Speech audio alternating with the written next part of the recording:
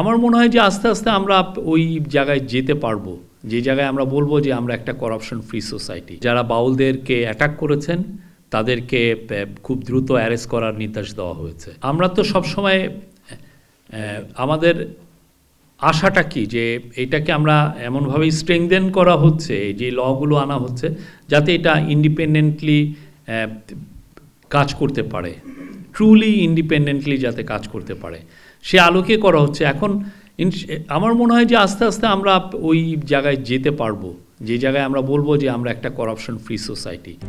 RICL TMX, যুগের পর যুগ স্থাপনা থাকে মজবুত। সেক্ষেত্রে দুদককে আরও স্ট্রেংথেন করা হবে এবং সে আলোকেই এই মেজারগুলো নেওয়া হয়েছে।